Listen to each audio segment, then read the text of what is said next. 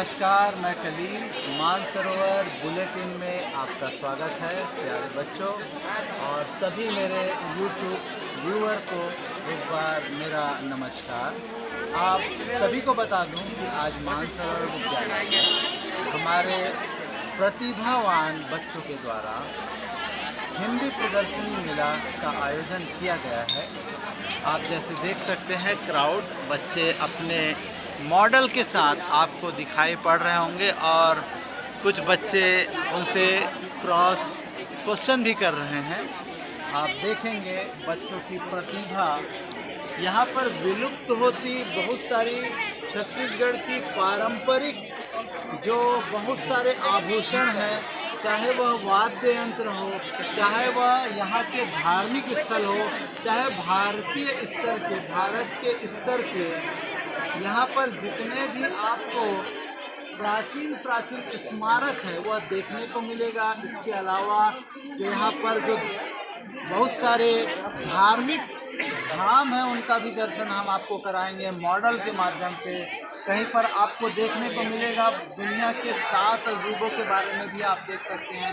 इस तरह से छत्तीसगढ़ की जो विलुप्त होती संस्कृति है उस संस्कृति को जीवंत करने के लिए हमारे हिंदी की शिक्षिका दर्शना सावड़े मैडम के द्वारा एक बहुत ही अच्छा प्रयास किया गया है, जिसके माध्यम से उन्होंने यहाँ के कल्चर को बचाने का प्रयास किया है। तो चलिए विलंब न करते हुए हम बच्चों तक आपको सीधा रिपोर्ट करते हैं और बच्चों के मॉडल को दिखाते हैं।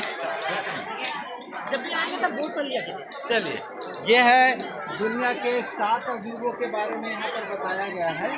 हम ज़्यादा तो डिटेल में नहीं जाएंगे, लेकिन कुछ एक आध अजूबों के बारे में आप देखेंगे। ग्रेट वॉल ऑफ चाइना है। भारत में जो 7वां अजूबा है ये ताजमहल है, और इसके अलावा कोलोसियम है और पेट्रा है जॉर्डन में जो स्थित है, क्राइस्ट ऑफ रेडेमर और माचू पिच्चू, और ये बहुत सारे हैं। तो हम आपसे जानना चाहेंगे भारत के जो अजूबों में है, भारत में जो अजूबा है उसके बारे में बताएं, ताजमहल के बारे में।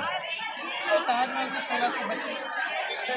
1632 से 1653 के बीच में मुगल सम्राट शाहजहाँ के द्वारा बनाया गया था।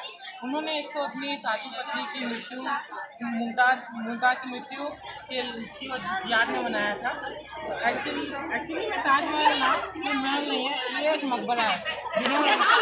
उन्होंने इसको मुमताज़ के लिए बनाया था मकबरे को। बहुत ही अच्छा। इसी तरीके से आप ग्रेट वॉल ऑफ चाइना, एक चाइना जो वॉल है ये 6700 किलोमीटर के आसपास है, और यदि इसको सीधा कर दिया जाए तो ये लगभग इसके दुगने से भी अधिक लंबाई की होगी। और इसके अलावा ये जो बनाने का चाइना का उद्देश्य था, ये चाइना के बनाने का उद्देश्य था एक मध्य एशिया का एक चंगेज खान जो आक्रमणकारी हुआ करता था, वो चंगेज खान नाम का आक्रमणकारी के सुरक्षा के लिए बनाई गई है। और इसको बनाने में कई शासक आए हैं और कई शासकों के द्वारा तकरीबन 2000 साल तक इसको बनाने में वक्त मिला है। इसकी यह खासियत है कि ये हमें अंतरिक्ष से भी ये हमें दिखाई पड़ता है। इसी तरीके से हम चलते हैं, आएंगे हमारे पास ये उड़ीसा का सबसे बहुत ही ज़्यादा फेमस आप जानते हैं जिसको हम रजुतिया के रूप में मनाते हैं या उसे ही रथ यात्रा कहते हैं। ये उड़ीसा का बहुत ही बड़ा पारंपरिक त्यौहार है, जिसे भगवान बलभद्र, सुभद्रा और कृष्णा के रूप में लकड़ी की बनी हुई एक मूर्तिनुमा आकृति में बनाया जाता है। ये बहुत ही मान्यता पर आधारित है।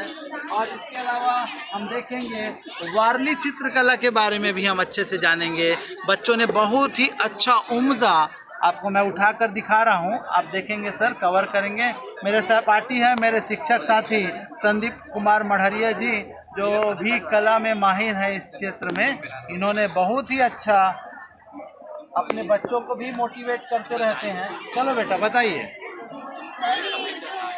वर्ली जो चित्रकला है ये वर्ली जनजाति जो महाराष्ट्र की है, वर्ली जनजाति के जो लोग रहते हैं वो अपने जो भी भाव रहते हैं, कोई भी खुशी का अवसर हुआ या जन्म विवाह फसल का पैदावार हुआ तो इस सभी पेंटिंग के माध्यम से उसको प्रकट करते थे अपने भावों को। ये जो पेंटिंग है 10वीं शताब्दी से बनना स्टार्ट हो गया है, पर अभी 1970 में इसको मतलब क्रांतिकारी मोड़ मिला है। अब ये जो पेंटिंग है हर जगह बनाई जाती है और इस पेंटिंग को जो स्टार्टिंग में वहाँ के जो लोग दीवारों पे ना उसको बनाते हैं। शायद हम इसे ही कह सकते कोलोसियम में रोम का आषाढ़ ऐसे ही हमारे छत्तीसगढ़ में भी लगभग यही रूप हमें आषाढ़ माह में हमारे घरों की दीवारों पर दिखता हुआ दिखाई पड़ेगा।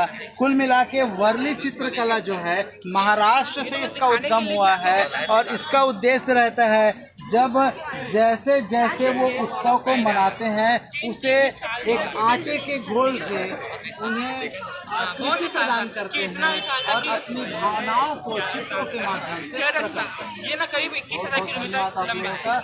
ऐसे ही छत्तीसगढ़ के जो विलुप्त होते हुए आपको आभूषण दिखाई पड़ेंगे, कंठ है, टोड़ा है, करधन है, नागमोरी है, ऐसे ही ऐठी है जिसे बाजू में पहना जाता है, मुंदरी जिसे हम अंगूठी कहते हैं, गोटला है, चुटकी है, बिछिया है, पुतरी है। ऐसे ही ये सब गले में पहनने वाले आभूषण हैं। छत्तीसगढ़ के यही आभूषणों को बच्चों ने बहुत ही अच्छा फाइलिंग भी किया है, आप देख सकते हैं। ये देखिए बहुत ही अच्छा पुतरी बनाया है। ये देखिए जिसे कंठ हमने कहा था, ये गोटला है। ये रियल व्यूज़ है और बच्चों ने इसे मॉडल के तौर पे भी बहुत सारा अच्छा विजिबल रूप देने का कोशिश किया है। ये ऐठी है, कलाइयों में पहनी जाती है, और ये मुंदरी है जिसे हम खासकर रिंग्स या अंगूठियाँ कहते हैं। ये करधन है जो कमर पर पहना जाता है। अब ये विलुप्त होती है और बच्चों ने इसे उजागर करके एक प्रकृति, हमारी संस्कृति को उजागर करने का प्रयास किया है। तो बच्चों ने ऐसे ही बहुत ही अच्छा प्रयास किया है। ऐसे ही आप देख पाएंगे वाद्य मधुबनी पेंटिंग के बारे में बताया, बच्चों ने प्रयास किया है बहुत ही अच्छा। एक कृष्ण मार्गी प्रेम लीला का यहाँ पर भगवान श्री कृष्ण और राधा की पेंटिंग एक दिखाने का प्रयास किया है, मधुबनी पेंटिंग। और यहाँ पर आप देखेंगे इसके अलावा हमसे एक छूट रहा था, हिंदी प्रयोजना का एक वाद्य यंत्र है। वाद्य यंत्रों के बारे में जैसे बेंजो है, गिटार है, डमरू है, हम देख पाएंगे। बच्चों ने बहुत ही अच्छा प्रतिभा का उकेरा है अपने फाइलों के माध्यम से। यहाँ बांसुरी दिखाई पड़ रहा है, ये सारंगी है, तबला है और ये खंजरी है। और ये आज भी खंजरी कहीं ना कहीं हम अगर रामायण में प्रयोग करते हैं। और ये वीणा है, ये सितार है, ये ऐसे ही हारमोनियम जो प्रचलित है, लेकिन इनमें से बहुत सारी चीज़ें विलुप्त होती दिखाई पड़ रही है, जिसको पुनर्जागृत करने के लिए बच्चों ने बहुत ही भरसक प्रयास किया है। चलते हैं इसी प्रकार से छत्तीसगढ़ के एक और कुछ गया है बच्चों का। ये देखिए बहुत ही अच्छा ढोकरा आर्ट, यहाँ पर विश्व के कुछ सबसे पुराने आर्ट फॉर्म में से है। आप देख पाएंगे छत्तीसगढ़ में भी सभी लोगों को इस कला की जानकारी नहीं है। इसका काम बस्तर में किया जाता है। इसकी शुरुआत 4000 साल पहले किया जाता था। इतिहासकारों के मुताबिक ढोकर आर्ट हड़प्पा व मोहनजोदड़ो सभ्यता में भी पाया जाता था। बच्चों ने बहुत ही अच्छा प्रयास किया है, आप देखेंगे। ऐसे ही छत्तीसगढ़ के कुछ पर्यटन स्थल हैं जिनमें से धार्मिक पर्यटन स्थल के रूप में बच्चों ने प्रयास किया, जिसमें डोंगरगढ़, धमतरी, दंतेवाड़ा, रायपुर और भिलाई में जहाँ जहाँ पर कुछ बनाने का बच्चों ने प्रयास किया और इसके इतिहास के बारे में भी बताया है कि किसने बनाया था, ये कहाँ पर स्थित है। ऐसे ही धमतरी के बारे में बताया है। इन्होंने बहुत ही अच्छा प्रयास किया है, तो बच्चों के प्रयास बहुत ही सराहनीय है। छत्तीसगढ़ की प्रमुख नदियाँ यहाँ पर हम देख पाएंगे, महानदी, पैरी, हसदेव, अरपा, शिवनाथ, इंद्रावती, खारून, शबरी, इन सब के उद्गम स्थान और ये कहाँ पर जाकर मिलती है, इन सभी के बारे में बच्चों ने बताया है। और अच्छा एक प्रयास है कि हम इसके माध्यम से हम अपने राज्य के सामान्य ज्ञान को भी अच्छा बना सकते हैं। तो इन प्यारे बच्चों ने बहुत ही अच्छा प्रयास किया है। और history of festival of Chhattisgarh, Chhattisgarh के त्योहारों का इतिहास बताया है बच्चों ने।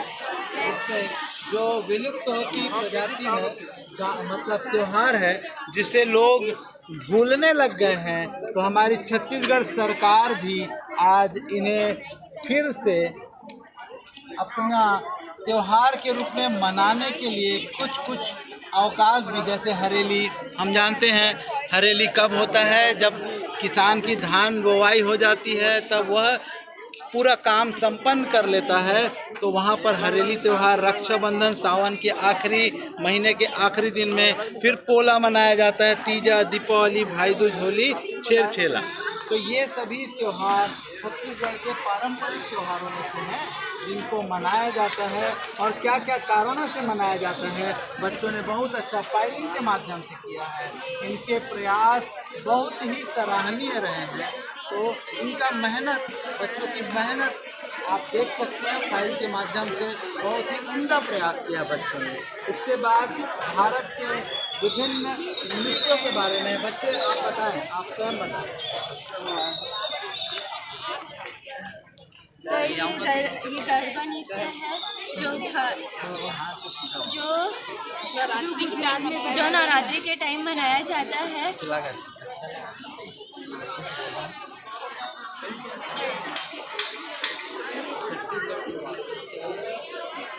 बांस नृत्य है जो बांस के द्वारा गाया जाता है गीत। और ये राउत नाचा है जो दीपावली के टाइम घर घर में आते हैं लोग डांस करने के लिए। ये पंथी नृत्य है। कौन से जाति के लोग मनाते हैं? सतनामी जाति के लोग मनाते हैं। यह 18 दिसंबर को मनाया जाता है। आपके ग्राम दादर में ज़्यादा मात्रा में है? यस। आपको ज़्यादा अच्छे से पता होगा। ठीक।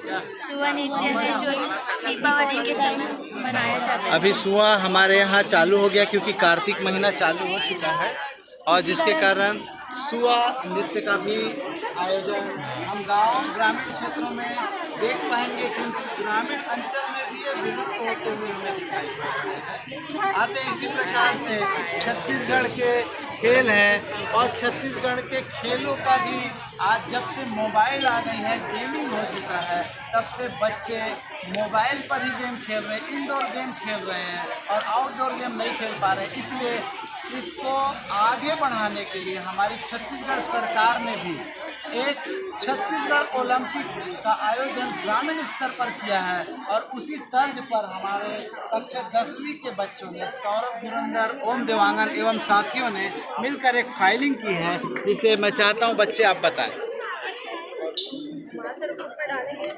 ये छत्तीसगढ़ ओलंपिक के कुछ खेल हैं जो अभी विलुप्त होने के कगार पर आ गए हैं। उनमें से कुछ खेलों को हमने चुनकर यहाँ प्रस्तुत किया है। परी पत्थर बताइए, इसमें से परी पत्थर बताइए। बाकी तो आपने बनाया हुआ है, सब जानते हैं।